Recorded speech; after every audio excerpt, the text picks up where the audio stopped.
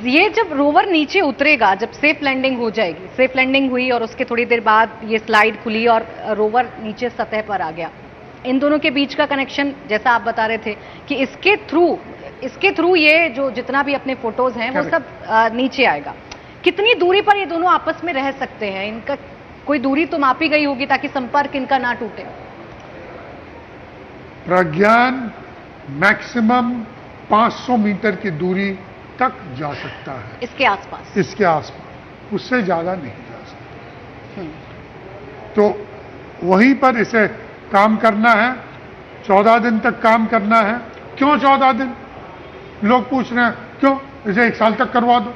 नहीं, क्योंकि इसकी जो लाइफ है और ये तभी काम करेगा जब ये सोलर पैनल्स काम करेंगे।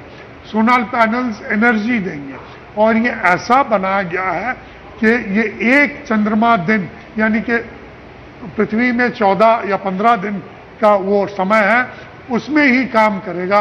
बाद में रात को, चंद्रमा के रात को काम नहीं कर पाएगा। यानी जो लोग ये 14 दिन को लेकर पूछ रहे हैं उनके लिए सीधा सा जवाब ये है, सीधी भाषा में वो ये समझ सकते हैं कि ये जो सोलर पैनल लगाए गए हैं, ये धूप की रोशनी में इनको ऊर्जा मिलेगी, ऊर्जा के साथ जैसे ही मिलेगी वैसे ही काम करेंगे और उसके बाद क्योंकि रात में बहुत ठंडा होता है चंद्रमा पर, उसकी वजह से सिस्टम निष्क्रिय क्या होगा जब रात होगी? नहीं, रात होगी तो एनर्जी नहीं होगा। हाँ। अगर एनर्जी नहीं हो, इलेक्ट्रिसिटी नहीं होगा, काम नहीं करेगा, बंद हो जाएगा। सिंपल। इसीलिए हमने ये 14 दिन का समय चुना है। और जो एक फ्यूल का भी बहुत जिक्र किया जा रहा है कि फ्यूल भी जरूरी है या कितना फ्यूल का कोई इसमें एक बार लैंड कर गया उसके बाद फ्यूल का कोई वो नहीं है। लैंडिंग से पहले फ्यूल की जरूरत है। लैंडिंग से पहले फ्यूल की जरूरत है। इनफैक्ट अगर हम इसको आगे बढ़ाते हैं और इंतजार करते हैं आगे की तारीख का, उसमें भी हमें फ्यूल के बैकअप की जरूरत रहेगी। लेकिन अगर हम सफलता से लैंड कर जाते हैं उसके बाद हमें फ्यूल की आवश्यकता नहीं रहेगी, क्योंकि ये मिशन की जो लाइफ है वो 14 डेज ही है, अर्थ के 14 डेज और 1 लूनर डे। तो इसको भी ध्यान में रखते हुए फ्यूल इसमें भरा गया होगा कि अगर हमें बी प्लान लेना है तो प्लान बी के लिए भी इतना सफिशिएंट अमाउंट ऑफ फ्यूल है कि अगर हमें कोई लास्ट चैलेंजेस हम फेस करते हैं तो हम इसको 2 या 3 दिन का बफर आगे दे सकते हैं। चंद्रमा पर उतरने के बाद जब ये अपने कलेक्शन को भेजना शुरू करेगा या काम करना शुरू करेगा, अभी रूस के लूना 25 के बारे में जब मैं पढ़ रही थी तो एक स्कूप का जिक्र हो रहा था कि स्कूप के जरिए वो सरफेस को उठा सकता है।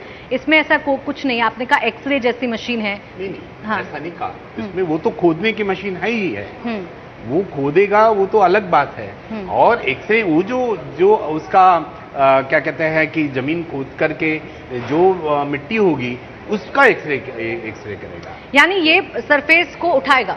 बिल्कुल उठाएगा। सरफेस को उठाएगा, जमीन जो है अंदर से भी कुछ निकालेगा, अंदर से कुछ निकालेगा। ऐसी मशीन इसमें लगाई हाँ, ऐसी मशीन उसमें लगी हुई है। फिर तो उसके बाद क्या काम होगा इसका जैसे कि मैंने पहले कहा कि इसमें 2 पेलोड्स लगे हुए हैं। तो एक तो एक्सरे की मशीन, मैंने जैसे कहा, तो एक्सरे की मशीन जो है वो एक्सरे उसमें जमीन में पड़ेंगे, वहां से जो परिवर्तित होंगे या कोई स्कैटरिंग होगी तो वो जो है सारा उसको कहते हैं एक्सरे फोटोल्यूमिनेशन।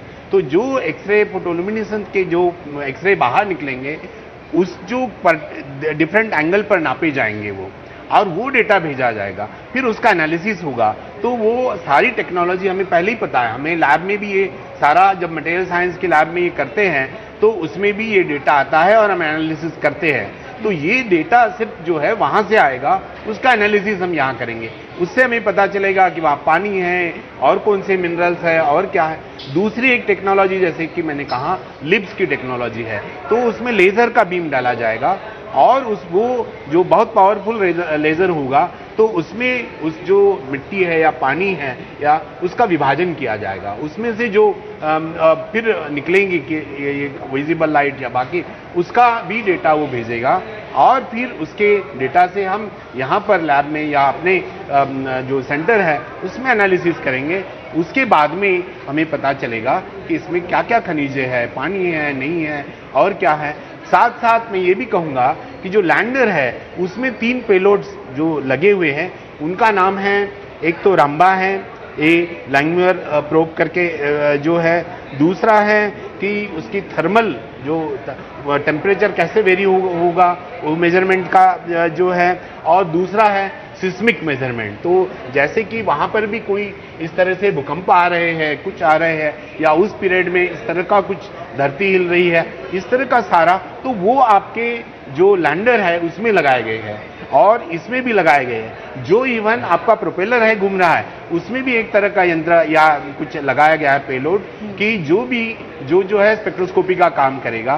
तो ये सारा डेटा जब हमारे पास में आएगा और जब इसका एनालिसिस होगा उसके बाद में हमें पता चलेगा कि वहाँ की सारी जो भौगोलिक कंडीशंस है और क्या क्या है, मिनरल्स है, खनिज है, पानी है, और उसकी तापमान कैसे है, वो वेरी कैसे होता है, रात को कैसे होता है, दिन में कैसे, वो मतलब दिन रात तो नहीं कह देंगे, वो 14 दिन का दिन ही रहेगा, लेकिन हो सकता है कि दिन जब ढलने लगे वहां पर तब वेरिएशन आएगा। तो वो सारी चीजें मेजर करके डेटा हमें भेजेगा और उससे जो भी निकल के आएगा और तो वो बहुत बड़ी चीज है। इंडिया टीवी हर वक्त हर जगह डाउनलोड करने के लिए सर्च करें India TV news Google play store या ऐप स्टोर पर।